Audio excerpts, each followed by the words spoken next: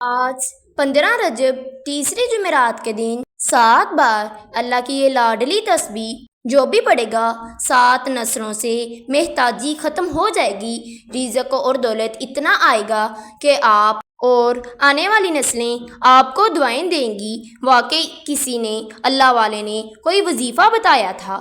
رجب کی 15 تاریخ جو بھی جمعرات کے دن شدت کا انتظار کر رہا تھا، رجب کی 15 تاریخ جمعرات کا دن آ گیا ہے، اور یہ وظیفہ خود بھی پڑھیں اور دوسروں کو بھی بتائیں۔ اور آپ لوگ اس وظیفے کو کسی بھی وقت کر سکتے ہیں۔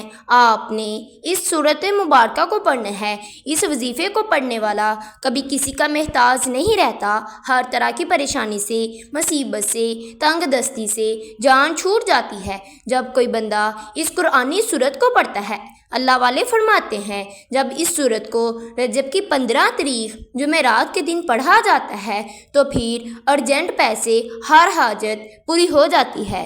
راتوں رات تک کیا، پھر آپ کی تمام مصیبتیں ختم ہو جاتی ہیں۔ ماہ رجب کی قدر و قیمت کون نہیں جانتا، لیکن آج ماہ رجب میں جمعرات کا دن بڑی مراد کا دن ہے۔ آج جمعرات کے دن جو شخص چاہتا ہے میرے تمام کے تمام مسائل ختم ہو جائیں، میرے گھر سے غربت کا خاتمہ ہو جائے، میری تنگ دستیاں دور ہو جائیں، میری نسلیں آباد ہو جائیں، تو ماہ رجب کی تیسری جمعرات کے دن اللہ کی یہ لاڈلی تسبیح صرف 7 بار پڑھنے کی دیر ہے۔ لوگ دروازہ کھٹکھٹا کر پیسے دے جاتے ہیں۔ اللہ کی یہ بھی مدد کو پکارنا ہے، ہر کسی کو نہیں پکارنا۔ ہمیں کوئی چاہتا ہے کہ غیب سے مدد آ جائے، آپ نے اللہ پاک سے پکارنا ہے۔ آپ نے کسی اور کے آگے ہاتھ نہیں پھیلانے، آپ نے اللہ پاک پر پختہ یقین رکھتے ہوئے اس وظیفے کو کرنا ہے۔ آپ نے ماہ رجب کی تیسری جمعرات 15 تاریخ کو یہ خاص وظیفہ پڑھ لینا ہے۔ بہت سارے لوگ ماہ رجب کے مہینے کو لاپرواہی میں گزار رہے ہیں، اور ماہ رجب کی قدر و قیمت جاننے کے بعد بھی اس میں کوئی عبادت نہیں کر رہے، کوئی وظائف نہیں پڑھ رہے۔ آپ نے ماہ رجب کی 15 تاریخ کو یہ قرآنی سورت 7 بار پڑھنی ہے۔ انشاءاللہ 7 آسمانوں اور زمینوں کے خزانے آپ کے مقدر میں لکھ دیے جاتے ہیں۔ اس قرآنی سورت کو پڑھنے سے اگر رزق اور دولت کی برسات ہو جائے، آپ کے گھر میں اللہ کی خاص رحمت ہو جائے، آپ رب کریم سے جو مانگے، جتنا مانگیں، اللہ آپ کی تمام پریشانیوں کو جڑ سے اکھاڑ پھینک دے، تو اس سے بڑھ کر اور کیا چاہتے ہیں؟ آج ہر کوئی چاہتا ہے کہ نیا سال شروع ہوتے ہی 2025 میں ہم زیادہ محنت کریں گے، زیادہ کوشش کریں گے، ایک نئی زندگی کا آغاز کریں گے۔ ایسی زندگی جس میں نہ کبھی کسی سامنے جھکنا پڑے، نہ کبھی کسی کے سامنے مانگنا پڑے۔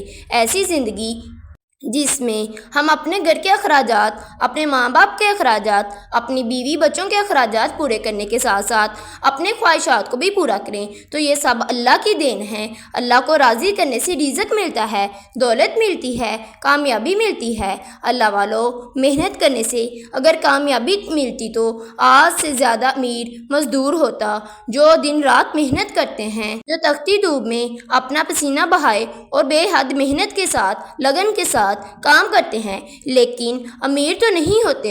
امیر وہ ہوتا ہے جو رب کو راضی کر لیتا ہے۔ جو رب کو راضی کرتا ہے وہ اپنی تمام دعاؤں کو پورا فرما لیتا ہے۔ آپ نے ماہ رجب کی تیسری جمعرات کے دن یہ خاص وظیفہ پڑھ لینا ہے۔ آپ نے کرنا کیا ہے؟ آپ نے سب سے پہلے باوضو ہو کر مصلی پر بیٹھ جانا ہے، اور آپ نے سرور کونین خاتم النبیین صلی اللہ علیہ وآلہ وسلم کی ذات اقدس پر 3 مرتبہ درود ابراہیم کا نذرانہ پیش کرنا ہے۔ آپ نے 3 مرتبہ نماز والا درود ابراہیم پڑھنا ہے۔ 3 مرتبہ درود ابراہیم پڑھنے کے بعد آپ کا جو بھی مقصد ہوگا، جو بھی حاجت ہوگی، اس کی نیت کر لیں۔ آپ نے سب سے پہلے اپنے مقصد کی نیت کرنی ہے۔ ہر کوئی چاہتا ہے ہماری دعائیں قبول ہو جائیں۔ آپ اگر مقروض ہیں، قرضے سے نجات چاہتے ہیں، اس کی نیت کر لیں۔ اگر آپ من پسند نوکری کرنا چاہتے ہیں، اس کی نیت کر لیں۔ اگر آپ گھر میں سے بے سکونی، لڑائی جھگڑے ختم کرنا چاہتے ہیں، اس کی نیت کر لیں۔ نیت کرنے کے بعد آپ نے 1 مرتبہ اعوذ باللہ من الشیطان الرجیم بسم اللہ الرحمن الرحیم پڑھ کر وظیفے کا آغاز کرنا ہے۔ اور سب سے پہلے نمبر پر آپ نے جو وظیفہ پڑھنا ہے وہ اللہ پاک کے ایک اسم مبارک کا وظیفہ ہے۔ آپ نے یا حیو یا قیوم کو پڑھنا ہے۔ یا حیو یا قیوم رب کریم کا ایک ایسا اسم اعظم ہے جسے پڑھتے ہی انسان مستجاب الدعوات بن جاتا ہے، یعنی اللہ پاک سے جو بھی مانگتا ہے اللہ پاک اس بندے کو عطا فرما دیتا ہے۔ محدثین فرماتے ہیں اللہ کے 99 نام ہے، ہر نام کی اپنی قدر و قیمت ہے، لیکن صحابہ کرام کی تحقیق سے یقین نہیں آتا تو آپ نے یا حیو یا قیوم کو پڑھنا ہے۔ صحابہ کرام نے تحقیق کی کہ اللہ پاک کے یا حیو یا قیوم نام میں بہت زیادہ فضیلت ہے۔ آپ نے یا حیو یا قیوم کو 11 مرتبہ پڑھنا ہے۔ یا حیو یا قیوم ایک بار ہو گیا، یا حیو یا قیوم 2 بار ہو گیا، یا حیو یا قیوم 3 بار ہو گیا۔ اسی طرح سے آپ نے یا حیو یا قیوم کو 11 مرتبہ پڑھنا ہے۔ 11 مرتبہ پڑھتے دوران آپ نے دل ہی دل میں اللہ پاک سے مانگتے چلے جانا ہے۔ یا حیو یا قیوم کو 11 مرتبہ پڑھنے کے بعد پھر آپ نے دوسرے نمبر پر جو سورت مبارکہ پڑھنی ہے، اس کو پڑھ کر آپ نے اللہ پاک کا شکر ادا کرنا ہے۔ آپ نے سورت فاتحہ کو پڑھنا ہے۔ سورت فاتحہ پڑھتے جسے سورت شفا بھی کہا جاتا ہے، سورت فاتحہ جسے دولت کا وظیفہ بھی کہا جاتا ہے، سورت فاتحہ جو دنیا اور آخرت میں کامیابی کا ذریعہ ہے، ایک ایسی قرآنی صورت ہے کہ اللہ نے اپنی کتاب جس کی حفاظت کا ذمہ اللہ نے خود لے رکھا ہے، اللہ نے قرآن مجید کا آغاز سورت فاتحہ سے کیا۔ نماز جو ہر مومن مسلم پر فرض ہے قرار دی گئی ہے، ہر رکعت میں سورت فاتحہ کو پڑھنا ضروری ہے۔ سورت فاتحہ کی 7 آیات ہیں۔ آپ نے 15 رجب تیسری جمعرات کے دن سورت مبارکہ کو 7 بار پڑھنا ہے۔ آپ نے ہر مرتبہ بسم اللہ الرحمن الرحیم کے ساتھ پڑھنا ہے۔ آپ نے سورت فاتحہ کو پڑھ کر اللہ پاک کا شکر ادا کرنا ہے۔